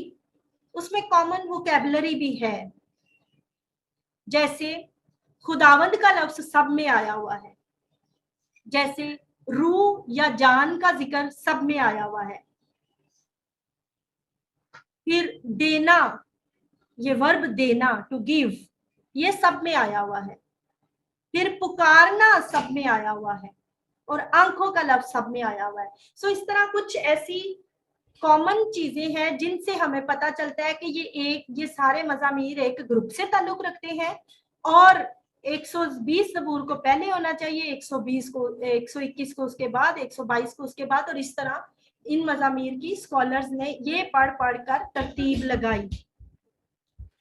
इसी अगली एक रिसर्च की तरफ हम जाएंगे जो स्कॉलर्स इस मजमूर को समझने के लिए बताते हैं कि इस मजमूर का ढांचा क्या हो सकता है। अगर इस मजमूर पर हमने बात करनी हो तो हम इसे कितने हिस्सों में तकसीम कर सकते हैं। पहली जो डिवीजन है वो हम ये कर सकते हैं कि पहली 2 आयतों को एक हिस्सा बनाएं और फिर 3 से 8 को अगला हिस्सा बनाएं। क्यों? क्योंकि स्कॉलर्स कहते हैं कि डिवीजन आप किसी भी तरह की कर सकते हैं, लेकिन आपके पास उसकी एक रीजन होनी चाहिए, उसकी एक वजह होनी चाहिए कि क्यों हम इसे इतने हिस्सों में तकसीम कर सकते हैं। तो हमने इसको 2 हिस्सों में इसलिए तकसीम किया कि पहली 2 आयतें जो हैं ग्रामर के लिहाज से फर्स्ट पर्सन सिंगुलर में है और 3 से 8 आयात जो हैं वो सेकंड पर्सन सिंगुलर में है। इस बेस पर हमने उन्हें 2 हिस्सों में तकसीम कर लिया। लेकिन मतन की डिवीजन की, मतन के तकसीम किया जाना और भी किसी तरीके से हो सकता है, लेकिन जैसे मैंने पहले बताया किसी भी तरीके से आप डिवाइड तो कर सकते हैं, लेकिन आपके पास उसकी रीजन होनी चाहिए कि क्यों आप ऐसे डिवाइड कर रहे हैं। इसी तरह मैंने कुछ एग्जांपल्स ली हैं कुछ दूसरे स्कॉलर्स की जो अपने अपने लिहाज से इस मतन को तकसीम करते हैं और फिर उसकी वजह भी बताते हैं, और वो वजह बड़ी बड़ी खूबसूरत है। उनमें से चंद एक मैं आपके साथ डिस्कस करूंगी। एक स्कॉलर है जिसका नाम है ज़ेंगर। वो भी कहता है कि इस मजमूर को 2 हिस्सों में तकसीम किया जा सकता है, पहली 2 आयतें और 3 से 8 आयात। लेकिन वो वजह अपनी बताता है, वजह वो पहले वाली नहीं, ग्रामर की वजह नहीं बता रहा। वो कहता है कि पहली जो 2 आयतें हैं ना वो इस मजमूर का मौजू हो सकती हैं, क्योंकि मैं अपनी आंखें पहाड़ों की तरफ उठाता हूँ, मेरी मदद कहाँ से आएगी, यानी मेरी मदद जो है वो एक हावी सा एक थीम इसमें दिखाई दे रहा है, तो वो मौजू हो सकती है। यानी इस गीत को शुरू इससे बेहतर नहीं किया जा सकता था, इसलिए ये इस मौजू का थीम, इस मजमूर का थीम हो सकती है। फिर अगली जो 3 से 8 आयात वाला हिस्सा है वो कहता है उसे फर्दर 3 हिस्सों में तकसीम किया जाना चाहिए, तीसरी और चौथी आयत को, 5वीं और 6ठी को, और फिर 7वीं और 8वीं को। क्यों वो ऐसे कहता है? क्योंकि वो कहता है इन सारी आयतों में जो सब्जेक्ट है, जो जुमले का फाइल है, आपको पता है जुमले के 3 हिस्से होते हैं, 3 जरूरी हिस्से होते हैं, उससे ज्यादा भी हिस्से हो सकते हैं, लेकिन वो 3 हिस्से जिनके बगैर जुमला मुकम्मल नहीं होता वो होते हैं कौन कौन से? फेल, फाइल, मफूल। फेल, फाइल और माफूल। तो ये ज़ेंगर कहता है कि इन अगले 3 से 8 आयात में खुदावन जो है वो जुमले का फाइल है, वो जुमले का सब्जेक्ट है। इस वजह से वो इन मजमूर को इन 2 हिस्सों में तकसीम कर रहा है। हम एक अगले स्कॉलर का व्यू देखते हैं कि वो क्या कहता है। उसका नाम है सेरेस्को। सेरेस्को क्या करता है? सेरेस्को कहता है 2 हिस्सों में डिवाइड नहीं करना चाहिए, इसको 4 हिस्सों में तकसीम करना चाहिए। पहली 2 आयतें, फिर 3-4 आयत, फिर 5वीं 6ठी, फिर 7वीं 8वीं। क्यों वो ऐसे क्यों इन्हें तकसीम करता है? मैंने सबसे पहले कहा डिवीजन आपकी मर्जी से हो सकती है, लेकिन उसकी वजह आपके पास होनी चाहिए। उसकी वजह क्या है? वो करता है इस मजमूर के मतन को सिलेबल्स में तकसीम करता है, वो उनके सिलेबल्स गिनता है। सिलेबल्स मेरा ख्याल है उर्दू में इनको हिज्जे कहते हैं। वो इनको उनके हिज्जों के हिस्से गिनता है। चले मैं मिसाल देती हूँ कि ये सिलेबल्स क्या होते हैं।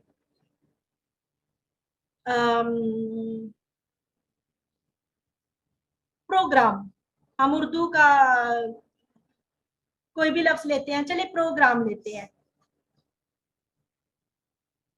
प्रोग्राम को जब आपने इस लफ्ज को बोलना होता है तो आपने ये बोलने के दौरान महसूस करना है कि किस जगह पर आपको थोड़ा सा रुकना पड़ता है और फिर दोबारा से लफ्ज को शुरू करना पड़ता है। लफ्ज तो एक ही है, एक ही बार में बोलना होता है हमने किसी लफ्ज को, लेकिन उस लफ्ज के भी कुछ हिस्से होते हैं। मसलन लफ्ज प्रोग्राम, इसको हम पहले कहेंगे प्रो, फिर हम रुके हैं थोड़ा, फिर ग्राम। इस लिहाज से लफ्ज प्रोग्राम के 2 सिलेबल है।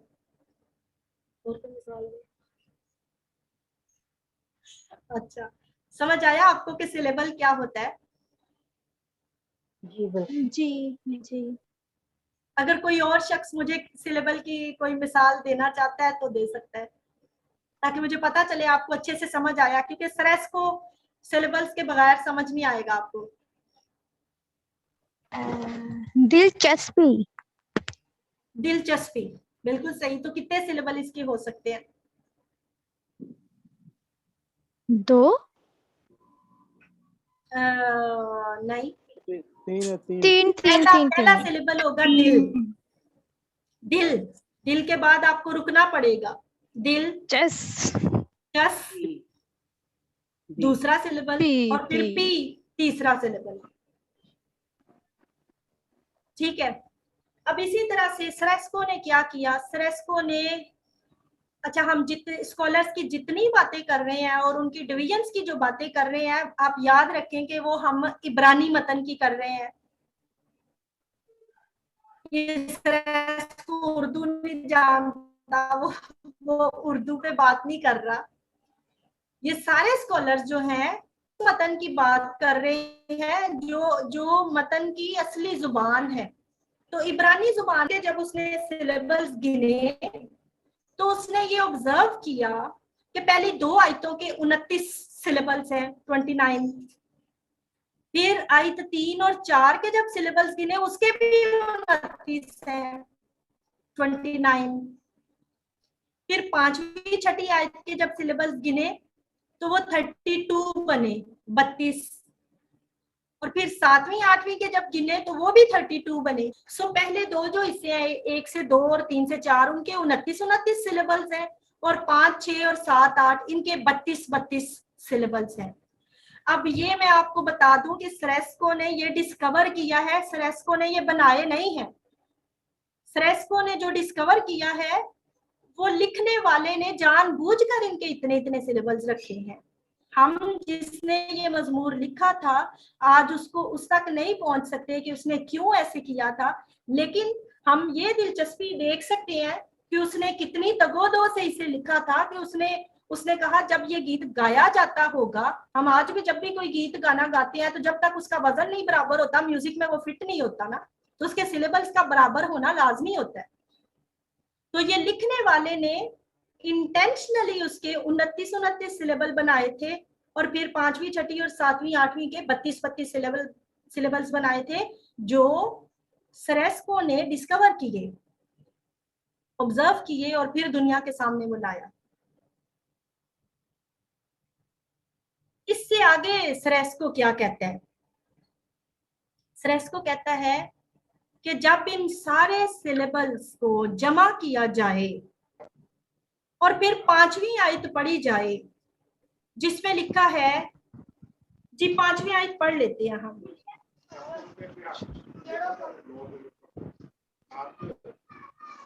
5वीं आयत पढ़िएगा।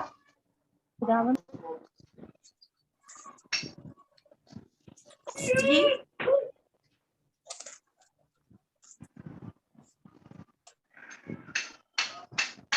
5वीं आयत कोई पढ़ेंगे? जो आंसू बहा बहा कर बोते हैं वो गीत गा गा कर काटेंगे। ओ नहीं सॉरी, ये ज़बूर 121 की बात कर रहे हैं हम। जी जी। ना दिन के वक्त आफताब, आय हाय मैं आज गलत, खुदावन तेरा मुहाफिज है, तेरे देने काइंडली माइक म्यूट कर खुदावन दें। तेरा साया है। जी, तो 5वीं आयत का पहला हिस्सा कहता है खुदावन तेरा मुहाफिज है। सरेस्को ने ये डिस्कवर किया कि जब हम 5वीं आयत का पहला हिस्सा ये पढ़ते हैं, खुदावंद तेरा मुहाफिज है, तो इसके सिलेबल्स इससे ऊपर जितना मतन है उसके सिलेबल्स भी 58 बनते हैं, और इससे नीचे जितना मतन है उसके सिलेबल्स भी 58 बनते हैं। ये 29, 29 और 32 को उसने जमा किया, और फिर खुदावंद तेरा मुहाफिज है इसके 6 सिलेबल बनते हैं, और फिर ऊपर वालों को भी उसने गिना तो वो 58 बनते थे, और नीचे वालों को भी गिना तो वो 58 बनते थे। इस तरह से वो कहता है लिखने वाले ने इंटेंशनली खुदावंद तेरा मुहाफिज है मजमूर के बिल्कुल दरमियान में रखा है। इस मुनासबत से जब हम देखते हैं कि मजमूर 121 जब शुरू होता है तो उसकी सुर्खी लिखी हुई है खुदावंद हमारा मुहाफिज। ये ऐसे ही नहीं है कि एकदम से चीजों का पता नहीं चलता है, कुछ रिसर्च करनी पड़ती है। तो ये अगर आप इसको आम ही लें कि खुदावंद हमारा मुहाफिज बस एक थीम है जिसे किसी ने भी रख दिया है, तो ऐसा नहीं है। ये मजमूर 121 का मतन पढ़ने से बिल्कुल दरमियान में ये लफ्ज आते हैं। इससे ऊपर भी उतना हिस्सा बचता है और इससे नीचे भी उतना हिस्सा बनता है। खुदावंद तेरा मुहाफिज है। इसके अलावा वो कहता है कि ये तकसीम मैंने और क्यों की है, 2-3 वो वजह बता रहा है। वो कहता है कि इसकी दो इंडिकेशंस हैं जिनकी वजह से मैं इनको ऐसे डिवाइड कर रहा हूँ। मसलन हर हिस्सा यानी पहली और दूसरी आयत, तीसरी और चौथी आयत, 5वीं, 6वीं, 7वीं, 8वीं, इनमें से हर जो हिस्सा है उसकी पहली आयत में जिस्म के एक हिस्से का जिक्र है। पहली दूसरी आयत में, पहली आयत में जिस्म के कौन से हिस्से का जिक्र है? आंखें। आंखें। Very good. हम दूसरे हिस्से में जाएंगे, ये जो है आयत 3 और 4, और वो कहता है आयत 3 और 4 की पहली आयत में जो हर हिस्से की 2 आयतें हैं, और उन 2 आयतों में से पहली आयत में हमें कोई ना कोई हिस्सा, जिस्म का हिस्सा दिखाई देता है। तो आयत 3 में जिस्म का कौन सा हिस्सा है? कदम। पाँव, कदम जी। तो तीसरा हिस्सा है आयत 5 और 6, तो 5वीं आयत में भी कोई हिस्सा हमें दिखाई देगा। हाथ। Very good. चौथे हिस्से में 7वीं और 8वीं आयत है, तो 7वीं आयत में कौन सा हिस्सा हमें दिखाई देता है? जान। अच्छा, यहाँ मैं कुछ आपको बताती चलूं ये जान के बारे में। जो इब्रानी लफ्ज है नेफिश, इब्रानी लफ्ज है नेफिश, जो हमारे उर्दू के नफ्स से मिलता जुलता है। ये ऐसा लफ्ज है जिसको इब्रानी में 3 तरीकों से तर्जुमा किया जा सकता है। 3 चीजें मुराद ली जा सकती हैं। पहला हिस्सा है रूह, दूसरा है जान या जिंदगी, और तीसरा है गर्दन। क्योंकि इब्रानी ख्यालात के मुताबिक, इब्रानी लोगों के मुताबिक जो गर्दन है उससे हमारे सांसें और जिंदगी जो है बाकी जिस्म तक पहुंचती है, और अगर गर्दन काट दी जाए तो फिर आपको पता है कि इंसान जिंदा नहीं रह सकता। तो इसलिए इब्रानी जब हम पढ़ते हैं तो इस जहां हमने उर्दू में जान का तर्जुमा पढ़ते हैं, वहां इब्रानी में गर्दन भी इसका तर्जुमा हो सकता है। इस वजह से इन 4 सरेस्को की तकसीम के मुताबिक इन 4 हिस्सों में हर हिस्से की पहली आयत में हमें जिस्म का एक हिस्सा दिखाई देता है। और मैं आपको फिर बता दूं कि सरेस्को ने सिर्फ इनको ऑब्जर्व करके हम तक पहुंचाया है। ये लिखने वाले ने, जिसने मजमूर लिखा है, बहुत हजारों साल पहले जिसने लिखा था, सरेस्को जो है वो तो इस सदी की बात है ना, 50 साल पहले उसने ये डिस्कवरी की थी। लेकिन जिसने लिखा है वो उसने 2-3 हजार साल पहले लिखा था। और ये ज़हन-नशीन होना चाहिए कि ये जो हर हिस्से की पहली आयत में जिस्म का हिस्सा है, ये उसने पर्पसली लिखा था। हम आज उसे डिस्कवर कर रहे हैं। अच्छा, सरेस्को की इस तकसीम की अगली वजूहात की तरफ जाते हैं। वो कहते हैं कि मैंने हर हिस्से को एक पेयर ऑफ वर्ड्स के लिहाज से तकसीम किया है। हर हिस्से में 2 वर्सेस है, 2 आयतें हैं। उन दोनों आयतों में एक ये बिब्लिकल स्टडीज की एक टर्म है जिसे हम कहते हैं अनादिप्लोसिस। वो कहते हैं अनादिप्लोसिस हमें दिखाई देता है। मैं भी आपको बताऊंगी अनादिप्लोसिस क्या होता है। अनादिप्लोसिस दिखाई देता है हर हिस्से में, इस वजह से भी मैं इनको इन 4 हिस्सों में तकसीम कर रहा हूँ। अनादिप्लोसिस होता है कि किसी एक वर्ष का आखिरी लफ्ज जो है वो दूसरी आयत के पहले हिस्से में इस्तेमाल हो रहा हो। पहली आयत यानी जहां से खत्म हो रही है, दूसरी आयत वहां से शुरू हो रही होगी। और मैं फिर बताऊं कि ये जो चीजों का देखना है, ये इब्रानी जुबान के मतन को देखकर ये बताया जा रहा है। हो सकता है उर्दू में वैसे आपको दिखाई ना देता हो। जैसे मैं आपको एक आसान सी मिसाल देती हूँ। इंग्लिश में हम कहते हैं आई ईट एप्पल। आई क्या हो गया? सब्जेक्ट, ईट वर्ब, और एप्पल जो है वो हमारा हो गया ऑब्जेक्ट। इसी जुमले को अगर आप उर्दू में बोलें तो आप कैसे कहेंगे? मैं सेब खाती हूँ। तो मैंने उर्दू में करते हुए हमें उर्दू की ग्रामर की तरतीब को फॉलो करना पड़ेगा, वरना जुमला समझ नहीं आएगा। इंग्लिश कहती है कि सब्जेक्ट पहले होना चाहिए, चलो उर्दू में भी पहले है। फिर इंग्लिश कहती है उसके बाद वर्ब होना चाहिए, ईट। लेकिन उर्दू कहती है पहले वर्ब नहीं, पहले ऑब्जेक्ट होना चाहिए, पहले सेब आना चाहिए, फिर खाता हूँ आना चाहिए। लेकिन इंग्लिश कहती है पहले खाता आना चाहिए, फिर सेब आना चाहिए। तो इस तरह जिस जुबान में आप जुमले को बोलते हैं, उस जुबान की ग्रामर की तरतीब आपको फॉलो करनी पड़ती है ताकि पढ़ने वाले को जुमले की समझ आ सके। तो ये जो बाइबल मुकद्दस का हम तर्जुमा पढ़ते हैं वो उर्दू के ग्रामर के कवानीन के मुताबिक तर्जुमा किया गया है। लेकिन यहाँ जो स्कॉलर्स बात कर रहे हैं वो इब्रानी मतन की बात कर रहे हैं। फिर भी मैं समझाने की खातिर आपको ये बता देती हूँ कि अनादिप्लोसिस उसने कैसे तलाश किया। इब्रानी जुबान में अगर पहली आयत पढ़ी जाए तो उसमें है, मैं अपनी आंखें पहाड़ों की तरफ उठाता हूँ, मेरी मदद कहाँ से आएगी। तो जो मेरी मदद है ना, वो इब्रानी मतन में आयत 1 के आखिर पे आता है, और फिर जो आयत 2 शुरू होती है वो मेरी मदद से ही फिर शुरू होती है। मसलन शायद मैं कोशिश करती हूँ कि शायद उर्दू में मैं ऐसा बना पाऊं, मैं अपनी आंखें पहाड़ों की तरफ उठाता हूं, कहां से आएगी मेरी मदद। मेरी मदद पे खत्म हो गया जुमला। फिर दूसरी आयत शुरू होगी, मेरी मदद खुदावंद से है, यानी जहां से खत्म किया था उसी से दूसरी आयत का शुरू किया जाना। और ऐसी बहुत सारी टेक्निक्स बाइबल मुकद्दस के मतन में मौजूद हैं। जैसे आज मैं एक चीज पढ़ रही थी, वो नगमा मोहब्बत, उसमें आता है मोहब्बत साबिर है, मोहब्बत शेखी नहीं मारती, मोहब्बत हसद नहीं करती। यानी हर आयत का शुरू जो है वो उसी लफ्ज से हो रहा था। वो अनादिप्लोसिस नहीं है, वो उसका फर्क नाम है। लेकिन मैं आपको कह रही हूँ कि जब आप मतन को पढ़ें तो आप इस तरह की चीजों पर गौर किया करें। ये हमें मतन को पढ़ने बल्कि लिखने वाले की हसासियत को पहचानने में बहुत हेल्प करते हैं कि उसने कितना सोच सोच के ये लिखा होगा कि ये लफ्ज इसी तरतीब से आना चाहिए।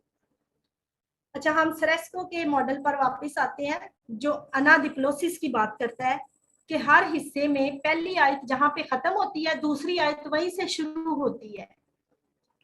तो वो कहते हैं कि तीसरी और चौथी आयत में तेरा मुहाफिज ऊंगेगा नहीं, इस पर आयत खत्म होती है और फिर चौथी आयत यहीं से शुरू होती है।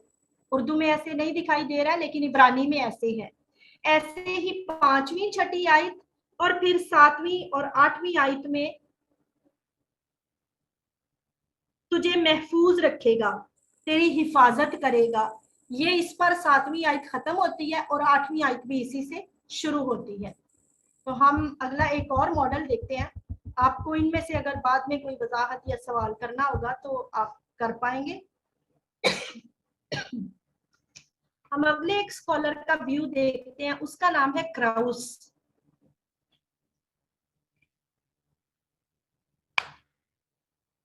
क्राउस अपने इस मजमूर के मतन को कैसे डिवाइड करता है। क्राउस कहता है कि पहली आयत को एक हिस्सा बनाया जाना चाहिए और फिर दूसरी से 8वीं आयत को दूसरा हिस्सा बनाया जाना चाहिए। पहली आयत को एक हिस्सा क्यों बनाया जाना चाहिए? आप बता सकते हैं, गैस कर सकते हैं? थोड़ी सी स्टडी हमने की है उसके कॉन्टेक्स्ट में रहते हुए। पहली वर्स में क्वेश्चन किया गया है और बाकी जितनी वर्स है उसमें उसका जवाब दिया गया है। जवाब दिया गया है, तो वो कहते हैं कि जो सवाल है उसको हम एक हिस्सा बना लेते हैं, बाकी जितने भी जवाब, जितनी आयतें हैं उनको हम जवाब समझकर पढ़ सकते हैं। अब यहाँ पर हम फिर उस पॉसिबिलिटीज की तरफ जाएंगे कि कब कब ये गीत गाया जाता होगा। हमने कहा था हैकल की सालाना ज़ियारत पर जाने वाले या तो घर से निकलते हुए इसे गाते होंगे और घर वाले अगला हिस्सा पढ़ते होंगे, और या फिर जब हैकल में पहुंच जाते हैं तो जो प्रीस्ट है वो इस मजमूर का अगला हिस्सा उनके लिए गाता होगा। हम जब इस मजमूर की बात कर रहे हैं तो सारी मज़ामीर की किताब शायरी में लिखी गई है,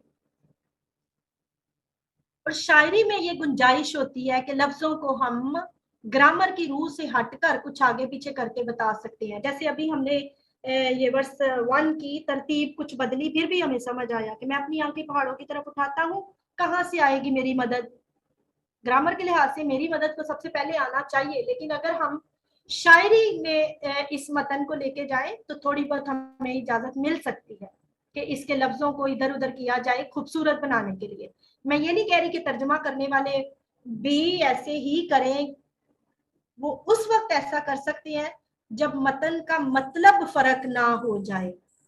कुछ हदों में रहते हुए हमने डिलिमिटेशंस भी आज पढ़ी है, कॉन्टेक्स्ट भी आज देखा है, तो कॉन्टेक्स्ट और हदबंदी में रहते हुए अगर हम तर्जमे को इब्रानी जुबान के मुताबिक ला सकते हैं तो ये बहुत खूबसूरत हो सकता है। इन सारी चीजों को जो शायरी में हम नोट करते हैं उन्हें हम कहते हैं पोएटिक डिवाइसेस, शायरी करने के कुछ पैमाना जात, जिनमें से एक और है डायनामिक्स। डायनामिक्स का मतलब है कुछ चीजें जो हमें मुतहर्रिक नजर आती हैं, एक वक्त ऐसे दिखाई देती हैं फिर दूसरी तरह तब्दील होकर वैसे हो जाती हैं। तो पहली चीज जो हमने डायनामिक्स में नोट की थी वो ये थी कि इस मजमूर का पहला हिस्सा जो है वो फर्स्ट पर्सन सिंगुलर में है और फिर 3 से 8 जो है वो सेकंड पर्सन में चला जाता है। तो ये यहाँ हमें एक डायनामिक्स नजर आती है। डायनामिक्स शायरी में इसलिए भी होते हैं कि मतन जो है वो बोरिंग ना लगे, आपको जगा के रखे, आपको होश में रखे, आपको उसके अंदर जाने की, आपके अंदर जुस्तजू पैदा करे। जब कुछ तब्दीली आए मतन में एकदम से आपको अलर्ट करे कि यहाँ पहले तो ये था अब ये हो गया, आप पिछला फिर दोबारा से पढ़ते हैं तो मुझे अच्छे से समझ आए ताकि मैं अगले को तो समझ पाऊं कि अगला शिफ्ट जो आया है वो क्यों आया। तो ये है डायनामिक्स। इसके बाद एक और डायनामिक्स हम इसमें देखते हैं कि जो पहली आयत है उसमें कहा गया मेरी मदद कहाँ से आएगी, यानी कोई हेल्पर चाहिए उनको जो आए और उनकी मदद करे। तीसरी आयत से लेकर अगले हिस्से में मदद की तो कहीं बात ही नहीं आ रही, मददगार उनको चाहिए था लेकिन मदद की तो कहीं बात नहीं आ रही। बाद में बार बार यही कहा जा रहा है कि खुदावंद तेरा मुहाफिज है, इसराइल का मुहाफिज ऊँघने का नहीं, वो सोएगा नहीं, खुदावंद तेरा मुहाफिज है, तेरे दाहिने हाथ खुदावंद तेरा साया है, हर बला से महफूज रखेगा। फिर हम देखते हैं कि हेल्पर का मौजू तो छूट गया, कीपर का आ गया, आपकी हिफाजत करने वाले का मौजू आ गया जो आपको महफूज करता है। तो यहाँ हम थीम में भी शिफ्ट देखते हैं। मजमूर शुरू होता है मददगार से, फिर शिफ्ट हो जाता है हिफाजत करने वाले तक चला जाता है। फिर हमने सरस्को के मौजू में भी देखा कि जो मौजू है खुदावन तेरा मुहाफिज है, वो इस मजमूर का बिल्कुल दरमियानी हिस्सा है, बिल्कुल दरमियान में आता है, और ये मोस्ट फ्रीक्वेंट वर्ड भी है इसमें। इस मजमूर में सबसे ज्यादा इस्तेमाल किया जाने वाला लफ्ज है, ये पहली आयत में भी आता है, तीसरी में, चौथी में, पांचवी में, फिर सातवीं में 2 बार आता है और फिर 8वीं आयत में आता है। आप बाद में घर में पढ़ लीजिएगा इसको दोबारा से, हमारे पास टाइम कम है। फिर हम देखते हैं एक लफ्ज है आना। ये वर्ब आना जो है ये मजमूर की पहली आयत में इस्तेमाल हुआ है। मैं अपनी आंखें पहाड़ों की तरफ उठाता हूँ, मेरी मदद कहाँ से आएगी। ये आएगी, ये जो वर्ब है ये पहली आयत में इस्तेमाल हुआ है। फिर अगर हम 8वीं आयत पढ़ते हैं, आप में से कोई पढ़ेगा 8वीं आयत? खुदावन तेरे जाने और तेरे आने की इस वक्त और अबद तक हिफाजत करेगा। यहाँ भी हम वही वर्ब देख रहे हैं, आने की। और मैं बता रही हूँ कि उर्दू में थोड़ी सी तरतीब फर्क हो सकती है, लेकिन इब्रानी में इस वर्ब से ही मजमूर शुरू होता है और इसी से ही खत्म होता है। ये चीज 20 स्कॉलर्स को हेल्प करती है कि ये मजमूर 121 यहाँ से शुरू होना चाहिए और यहाँ पे खत्म होना चाहिए, क्योंकि लिखने वाले ने जानबूझकर इसमें ये पोएटिक डिवाइस रखी है। इसको कहते हैं इंक्लूसियो। इंक्लूसियो का मतलब है कि इन दो चीजों के दरमियान जो कुछ भी है वो इस ज़बूर में आना चाहिए। मैं इंतजामिया से पूछूंगी मेरे पास कितना वक्त है, उस मुनासबत से हम इसको कुछ शॉर्ट करेंगे। जी, सेशन जो है वो 8 बजे तक है, तो हमारे पास टाइम शॉर्ट है, और क्योंकि तासुरात भी पार्टिसिपेंट से लेने होते हैं। चले सही, मैं इसको 5 मिनट में खत्म करती हूँ, फिर आप तासुरात ले सकते हैं।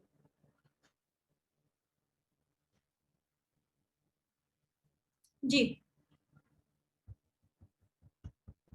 तो अभी हम जाएंगे कि अभी हमने इस मजमूर के बहुत सारे हिस्सों के बारे में बात की है, लिखने वाले ने किस किस तरह से कौन कौन सी डिवाइस इसके अंदर रखी है उस पर बात की है, तरतीब कैसे लगाई गई है।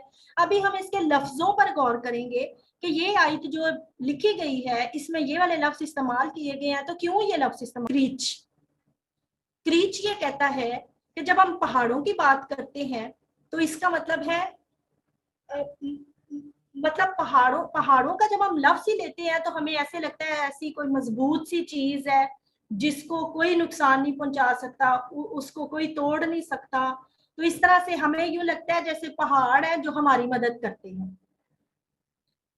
लेकिन इस मजमूर में ये कहा गया है कि मैं अपनी आंखें पहाड़ों की तरफ उठाता हूं, मेरी मदद कहाँ से आएगी। फिर अगली आयत में उसका जवाब क्या आता है कि मेरी मदद खुदावंद से है जिसने आसमान और जमीन को बनाया। तो इसका मतलब क्या है कि सवाल तो पहाड़ से शुरू हुआ, लेकिन जवाब में तो पहाड़ों का जिक्र भी नहीं हुआ। तो हम ये कह सकते हैं कि पुराने अहदनामे में हम बहुत सारी कुछ ऐसे हवालाजात पढ़ते हैं जिसमें ऊंची जगहों का जिक्र है, जिसमें खंभों का जिक्र है।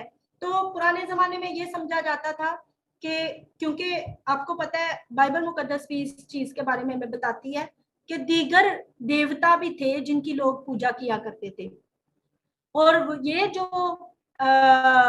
दूसरी कौमों के खुदा होते थे, देवता होते थे, वो ऊंची जगहों पर उनके मंदिर हुआ करते थे। इस मुनासबत से इस मजमूर में जो सवाल है कि मेरी मदद कहाँ से आएगी, मैं अपनी आंखें पहाड़ों की तरफ उठाता हूँ, उससे ये भी एक हमें चीज दिखाई देती है कि जब हम देखते हैं कि जब जियारत के लिए लोग जा रहे होंगे तो रास्ते में जब वो गीत गा रहे होंगे ये वाला, तो इर्द गिर्द गैर कौमें भी ये सुन रही होंगी। और जब ये कहते हैं मैं अपनी आंखें पहाड़ों की तरफ उठाता हूँ, तो गैर कौमों को यूं लगता है जैसे हमारे खुदा की बात ये कर रहे हैं, क्योंकि उनका खुदा पहाड़ों पर और उनका खुदा ऊंची जगहों पे होता था।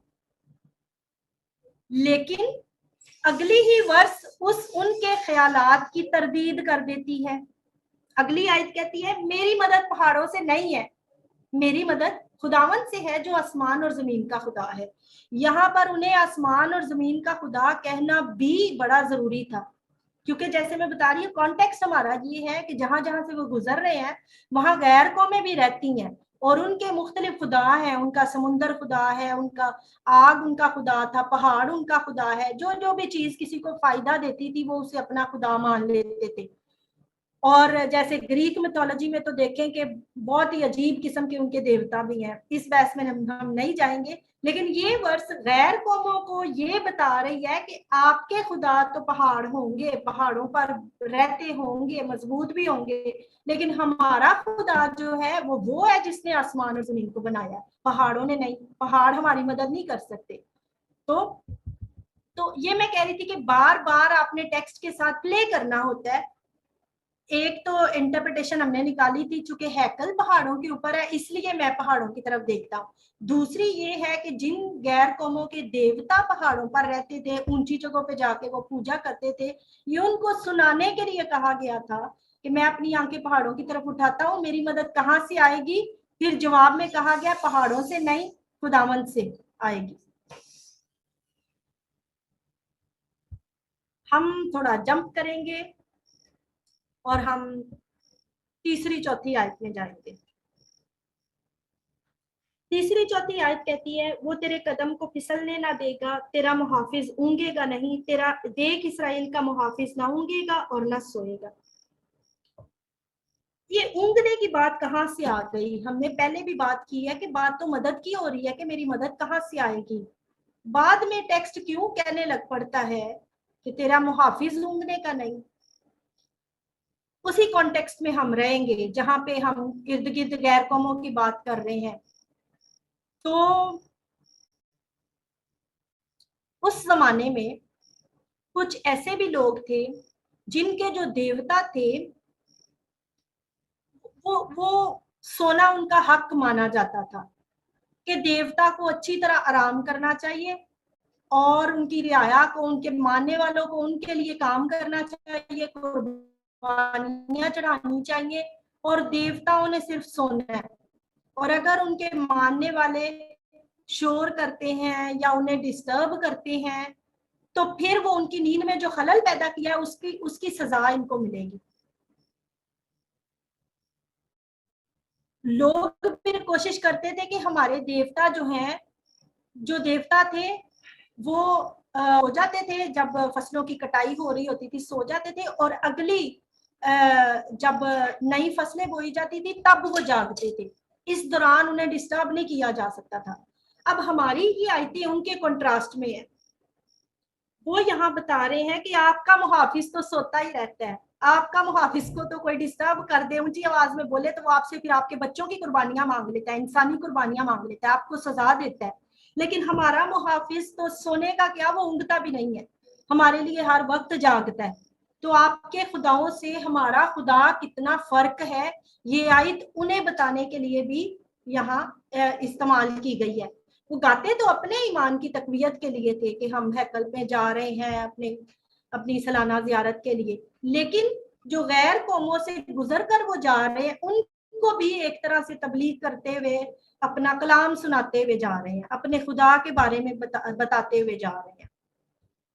तो मेरा ख्याल है हम यहाँ पे आज के सेशन को क्लोज करते हैं।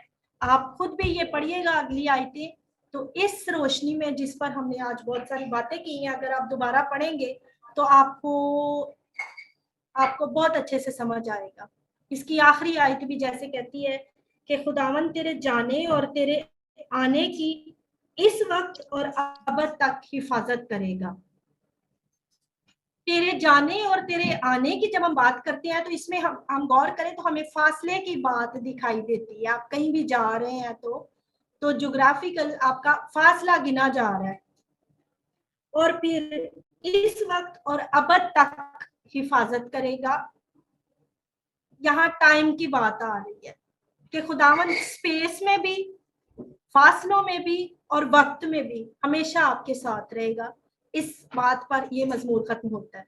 तो आज हम इसी यकीन से, इसी ईमान से कि हमारा खुदावंद हर वक्त हमारे साथ होता है, हमारे सफर के दौरान, हमारे फासले तय करने में और हमारी जिंदगी के अगले आने वाले सालों में, बल्कि अबद तक की बात है कि शायद मरने तक और शायद फिर मरने के बाद अगली जिंदगी में भी ये खुदावंद हमारा मुहाफिज है, जो दूसरे खुदाओं से बहुत मुख्तलिफ है। और यकीनन आज आपने ये महसूस कर लिया होगा कि ये मजमूर ऐसा मजमूर है कि ये किसी एक ज़माने के लिए नहीं है, इसको जिस भी ज़माने में पढ़ा जाएगा, आज या सैकड़ों साल पहले या आने वाले सैकड़ों सालों में भी, जब भी कोई इसको पढ़ेगा उसके ईमान को तक़वियत मिलेगी, उसे अपने खुदा को पहचानने में मदद मिलेगी, उसे अपने बुरे हालात में खुदा के ऊपर उसका यकीन मजबूत होगा। और यकीनन मैं आप सबको दावत भी दूंगी कि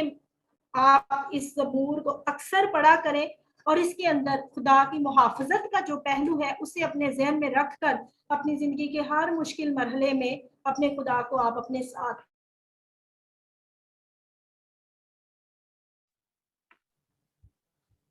आमीन।